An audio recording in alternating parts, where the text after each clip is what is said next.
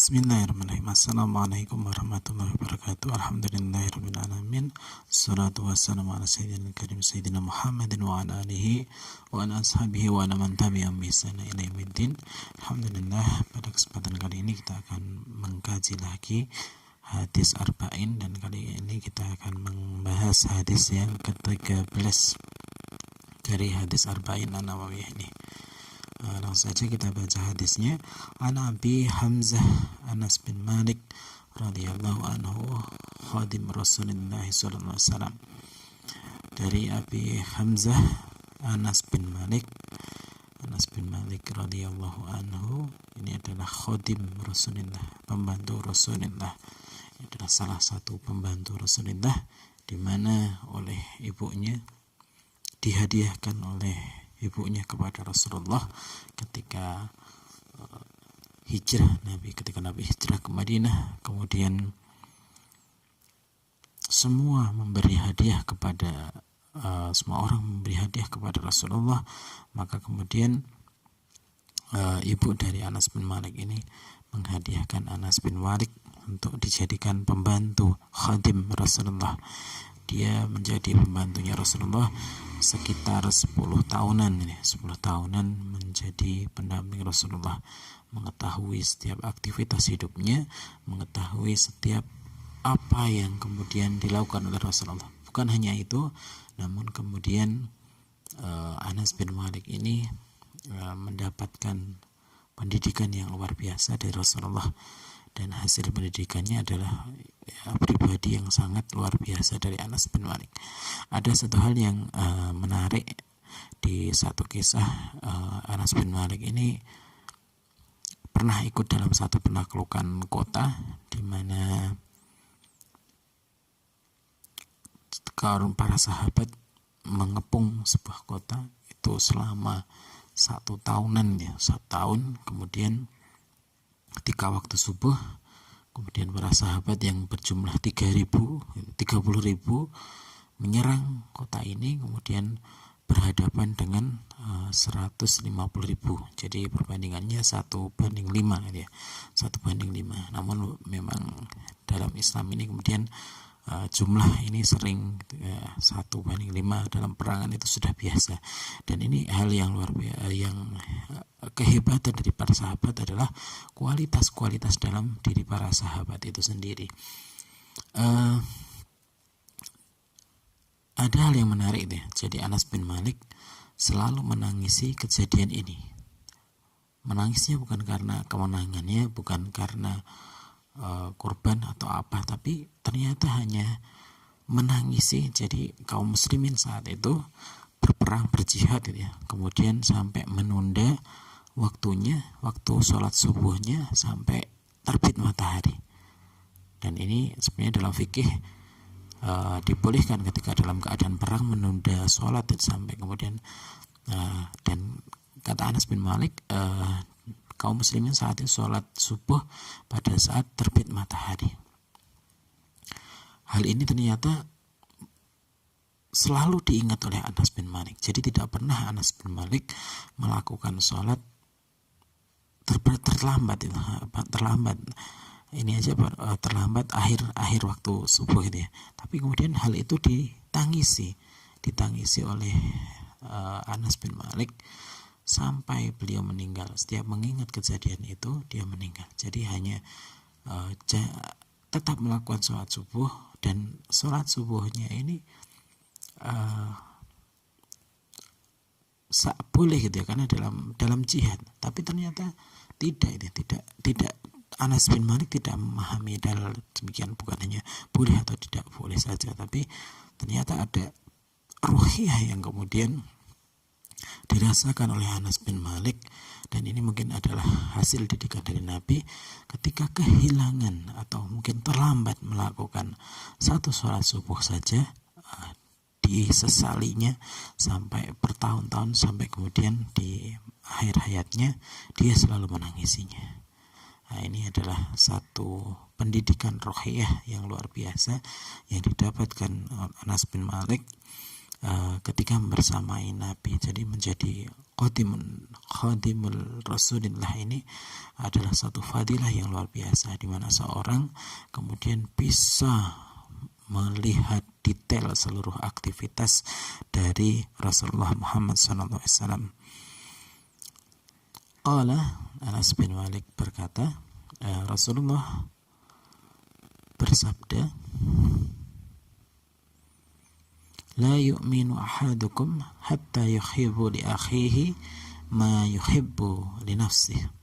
La yu'minu ahadukum. La yu'minu ini penafiannya, bukan peniadaan ini, namun tidak sempurna.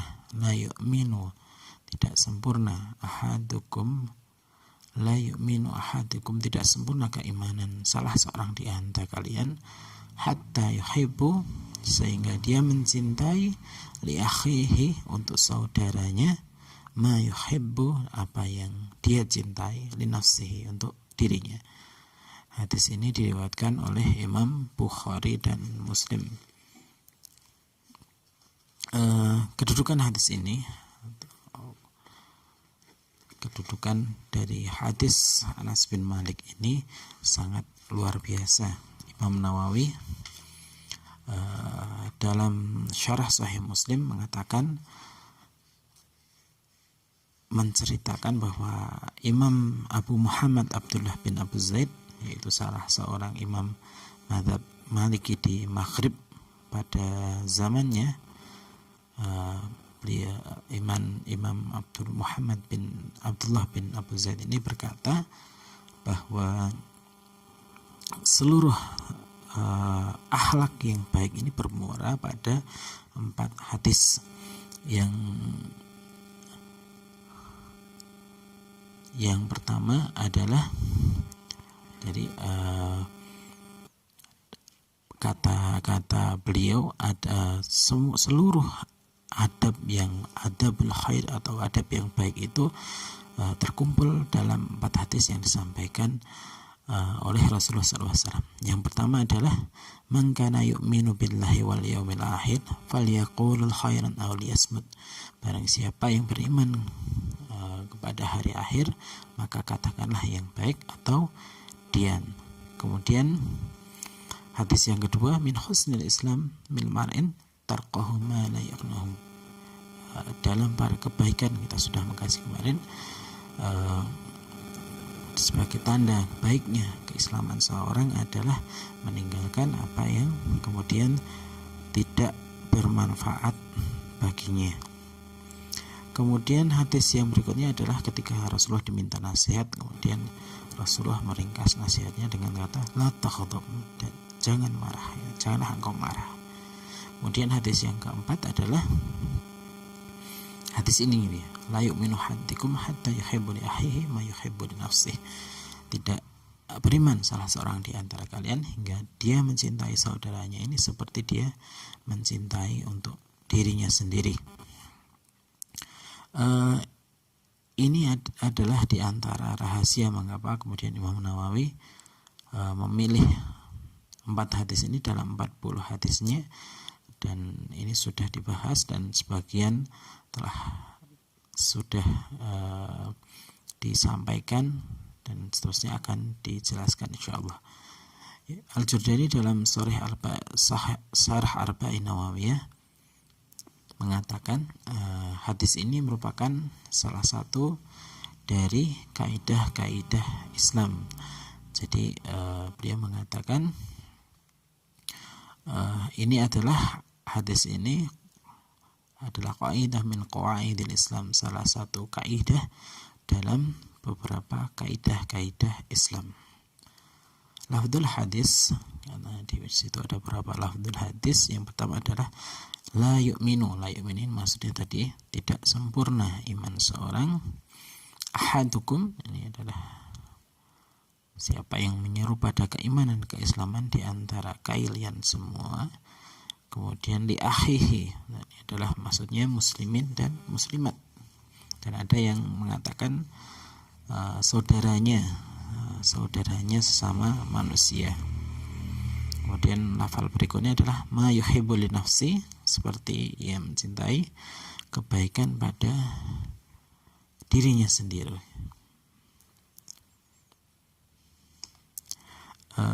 fikih hadis dan apa yang ada terkandung di dalamnya. Yang pertama adalah cinta kasih al-mujtama, masyarakat muslim. Jadi Islam ini bertujuan agar seluruh manusia ini hidup dalam cinta dan kasih sayang. Sekali lagi, bahwa Islam ini memiliki tujuan yang sangat mulia, yaitu agar seluruh manusia bisa hidup dalam cinta dan kasih sayang, di mana setiap individu menginginkan terwujudnya kebaikan dan kebahagiaan dalam masyarakat itu, sehingga keadilan merata, kemudian ketenangan menyelimuti seluruh jiwa, serta tercipta satu solidaritas dan kerjasama di antara kaum muslimin. Hal ini tidak akan terwujud kecuali jika setiap individu ini menginginkan kebaikan, kebahagiaan, dan kenyamanan untuk saudaranya, sebagaimana ia kemudian menginginkan ada apa dalam dirinya, atau hal tersebut kebaikan-kebaikan dalam dirinya. Jadi dia menginginkan kepada orang lain apa yang diinginkan oleh dirinya, diinginkan oleh dirinya sendiri. Misalnya kita menginginkan bahwa kita ini memiliki akhlak yang baik, maka kemudian dia menginginkan bahwa orang lain itu juga memiliki akhlak yang baik juga. Kita menginginkan dalam diri kita untuk mendapatkan pahala-pahala, maka kita menginginkan juga orang lain atau saudara kita untuk mendapatkan pahala. Inilah yang dimaksud dari hadis ini. Oleh karena itu Nabi SAW mengaitkannya dengan keimanan dan menjadikannya termasuk di antara sifat-sifat orang-orang yang beriman. Kemudian yang kedua, al-imanul kamil, atau iman yang sempurna, kesempurnaan iman seorang mukmin. Pokok dari keimanan itu bisa terwujud dengan membenarkan dengan hatinya serta tunduk terhadap rububiyatullah atau kerububiyahannya Allah. Kemudian seorang meyakini rukun-rukun iman, yaitu iman kepada malaikat, iman kepada Allah, iman kepada malaikat, kitab-kitab, rasul, dan hari kiamat, serta qada dan qadar. Dan keimanan ini tidak dilandasi kecuali oleh hal-hal di atas.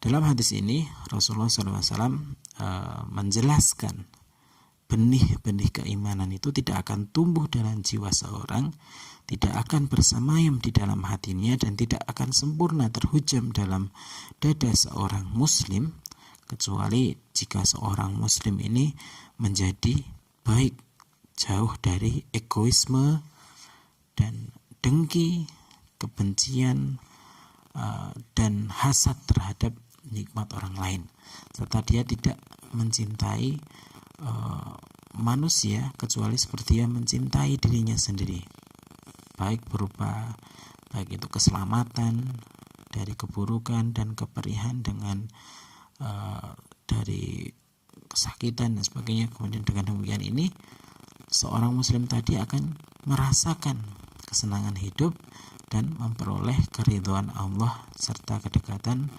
dengan Allah Azza wa Jalla. Dan yang bisa mewujudkan kesempurnaan dalam jiwa seorang muslim adalah sebagai berikut. Yang pertama, mencintai perbuatan yang mudah dan ketaatan untuk orang lain seperti dia mencintai untuk dirinya sendiri. Juga membenci keburukan dan kemaksiatan untuk orang lain sebagaimana dirinya membenci kalau dirinya melakukan kemaksiatan.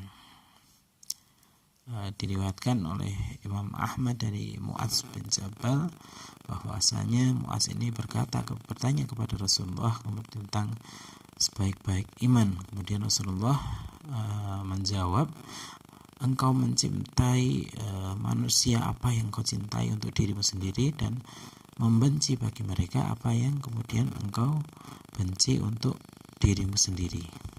Nah, ini yang pertama. Kemudian yang kedua, bersungguh-sungguh dalam menasihati saudaranya sama muslim. Jika dia melihat saudaranya melalaikan kewajibannya atau terdapat kekurangan dalam agamanya, maka seorang ini kemudian bersungguh-sungguh untuk menasihati saudaranya.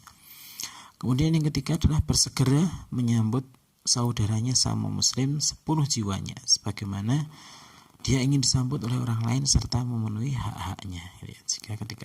Jadi salah satu akhlak yang kemudian muncul dari seorang mukmin adalah ketika dia menyambut saudaranya itu sebagaimana dia ingin disambut. Jadi dia jika dia mengharapkan bagaimana dia disambut, bagaimana dia cintai, maka kemudian seorang mukmin ini melaksanakan dulu sebagaimana yang kemudian dia ingin dapatkan. Kalau dia ingin disambut oleh saudaranya dengan baik di rumahnya, maka kemudian dia menyambut dengan sebaik-baiknya di rumah ketika saudaranya itu datang ke rumahnya. Imam Muslim meriwayatkan dari Abdullah bin Amr bin As dari Nabi SAW bahwa Nabi bersabda, yang ingin selamat dari gejolak kedahsyatan neraka dan ingin masuk ke surga, hendaklah dia menemui kematiannya dalam keadaan beriman kepada Allah dan hari kiamat, dan hendaklah dia memberi kepada manusia sesuatu yang dia juga suka kalau diberi oleh orang lain. Nah, ini adalah ketika seorang ingin selamat dari api neraka, maka Rasulullah menganjurkan selamat dari api neraka dan masuk surga, maka Rasulullah menganjurkan untuk dia meninggal dalam keadaan beriman kepada Allah dan hari kiamat, dan kemudian dia memberi kepada manusia sesuatu yang disukai kalau dirinya, dan kalau dirinya diberikan oleh orang lain kepada dirinya. Ini adalah akhlak yang kemudian diajarkan oleh Rasulullah. Di antara kesempurnaan iman seorang muslim adalah ketika dia tidak hanya mencintai kebaikan dan membenci keburukan bagi saudaranya sama muslim saja, tapi sikap itu juga ia tunjukkan kepada non-muslim atau yang tidak beragama Islam, terutama tentang keimanan. Dia suka apabila seorang kafir masuk Islam dan beriman, sebagaimana dia benci orang kafir tersebut tetap dalam kekafiran dan kefasikannya. Nabi SAW juga bersabda, mencintai manusia seperti engkau mencintai dirimu sendiri, maka engkau menjadi seorang muslim. Hadis ini diriwayatkan oleh Imam Tirmidzi. Jadi seorang muslim ini adalah mencintai manusia seperti dia mencintai diri, untuk menjadi seorang mencintai dirimu sendiri untuk menjadi seorang muslim. Oleh karena itu disunahkan untuk mendoakan orang kafir agar mendapat hidayah. Jadi boleh mendoakan orang kafir untuk mendapatkan hidayah, yang terdapat di kitab Al-Wafi disampaikan di sini diperbolehkan mendoakan orang kafir untuk mendapatkan hidayah. Kemudian yang ketiga adalah tanda dari kesempurnaan iman. Dan bukan termasuk dari kurangnya iman, bukan pula bagian dari hasad jika seorang muslim meminta kepada Allah agar dianugerahi kemuliaan dalam urusan akhirat yang lebih baik dari orang lain, serta dia berusaha untuk mewujudkannya. Bahkan hal ini adalah termasuk dari kesempurnaan iman, sebagaimana yang Allah firmankan dalam surat Al-Mutaffifin ayat ke-26, wa fi dzalika falyatanafasil mutanafisun. Dan untuk yang hal tersebut hendaknya orang kemudian berlomba-lomba. Kemudian yang berikutnya adalah buah buah dari kemudian keimanan ini. Dari hadis ini Rasulullah memerintahkan kepada setiap muslim agar mencintai kebaikan bagi manusia, sehingga hal itu menjadi satu bukti atas kejujuran hatinya dan kebaikan imannya, yang kemudian akan mewujudkan masyarakat yang mulia. Jika setiap orang mukmin menginginkan kebaikan bagi orang lain seperti ia menginginkannya pada dirinya sendiri, niscaya dia akan kemudian berlaku baik atau berbuat baik kepada mereka dan tidak menyakiti saudara sama muslim, sehingga mereka itu saling balas mencintai, saling balas berbuat baik, dan serta tidak menyakiti. Maka akan tersebar kecintaan di antara manusia. Kebaikan banyak dilakukan, kezaliman dan keburukan ini semakin terkikis terhapuskan, serta segala urusan manusia menjadi teratur, karena setiap orang ini akan memahami kemaslahatan orang lain. Bahagia dengan kebahagiaan yang mereka kemudian kebahagiaan mereka, dan merasa sakit dengan kesakitan orang lain. Jadi ketika dia merasa bahagia, kemudian dia merasakan kebahagiaan untuk orang lain, kemudian jika orang lain sakit maka dia juga merasakan sakit, sebagaimana yang diungkapkan oleh Rasulullah SAW, taral mu'minina fit tawadihim wa tarahumihim kamasalil jasadi idza staka udhuwan tada'a lahu sa'iril jasadi bisyaharil wal khuma. Adalah jika kamu lihat seorang mukmin dalam hal saling mencintai, kamasalil jasad, seperti satu tubuh gitu ya.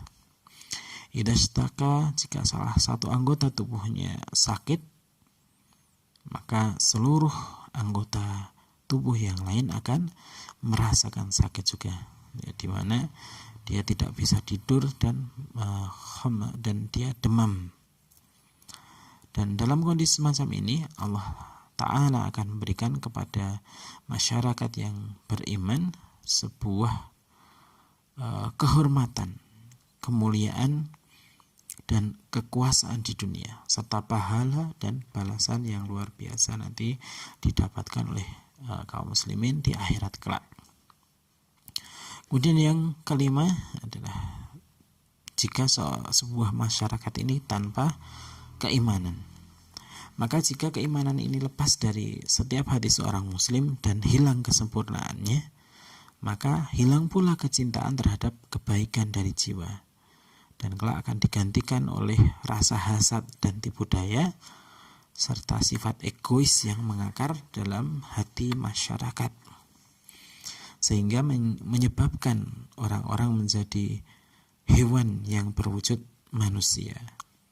Kehidupan akan menjadi berantakan, saling menzalimi, kezaliman merajalela di mana-mana, saling mendengki, mencaci maki, serta dendam dan benci. Hal ini sesuai dengan masyarakat yang disinyalir oleh Allah Azza wa Jalla dalam surat An-Nahl ayat ke-21, di mana Allah berfirman, amwatun ghairu ahya wa ma yash'uruna ayyana yub'atsun. Berhala-berhala itu mati dan tidak hidup, dan berhala-berhala itu tidak mengetahui bilakah kapan penyembah-penyembahnya akan dibangkitkan. Dan yang terakhir itu adalah jika satu masyarakat tercabut keimanannya, dicabut rasa keimanan dalam hati masyarakat, maka akan berantakan. Maka iman ini iman yang sempurna, di mana dilakukan oleh orang mukmin, maka kemudian akan membentuk masyarakat yang baik, yang saling mengasihi. Hikmah dari hadis-hadis ini adalah yang pertama, di mana dianjurkan untuk kemudian melembutkan hati, bekerja untuk mengatur urusan mereka. Dan inilah perkara terpenting yang dibawa oleh Islam. Dan Islam ini datang untuk kemudian memerintahkan hal tersebut. Kemudian yang kedua, perintah untuk menjauhkan diri dari sifat hasad, karena sifat hasad ini dapat menghilangkan kesempurnaan iman seorang. Sebab orang hasad ini tidak suka jika ada orang yang mengungguli atau menyamainya bahkan dalam hal kebaikan. Bahkan kemudian mengharapkan agar kebaikan tersebut hilang dari saudaranya. Dan meskipun kemudian tidak berpindah ke tangannya. Ini adalah hasad dan ini tidak boleh dimiliki oleh hati seorang mukmin. Kemudian yang ketiga, keimanan ini adalah yazidu wa yanqus, atau bertambah dan berkurang. Taziduhu bitta'ah, akan bertambah dengan ta'ah dan berkurang dengan al-ma'syiyah atau bermaksiat. Ini yang kemudian hadis ini sangat luar biasa. Sekali lagi, hadis ini adalah satu bagian pondasi atau qawaid dari qawaidul Islam, jadi kaidah yang utama dalam pembentukan masyarakat Islam, di mana seorang kemudian mencintai apa yang dia suka untuk dirinya ini juga dimiliki oleh orang lain. Kita kadang mungkin sering ya merasa iri atau tadi dikatakan hasad gitu ya, tidak suka dengan ketika seorang lain mendapatkan kenikmatan. Hal ini tidak boleh dimiliki oleh seorang mukmin. Seorang mukmin adalah seorang yang menginginkan kebaikan untuk dirinya dan juga kebaikan untuk orang lain. Bahkan dia lebih mendahulukan orang lain untuk mendapatkan kebaikan, dan saling berlomba-lomba untuk taat kepada Allah Azza wa Jalla. Dan ini adalah menjadi satu pondasi yang kuat untuk kemudian masyarakat ini membentuk masyarakat yang sempurna, masyarakat yang penuh keadilan, penuh kemakmuran, karena masyarakatnya dilandasi atau dipondasi dengan keimanan yang sempurna. Demikian mungkin kajian hadis yang ke-13 dari Arba'in Nawawiyah. Semoga bermanfaat. Wallahu a'lam bishawab. Assalamualaikum warahmatullahi wabarakatuh.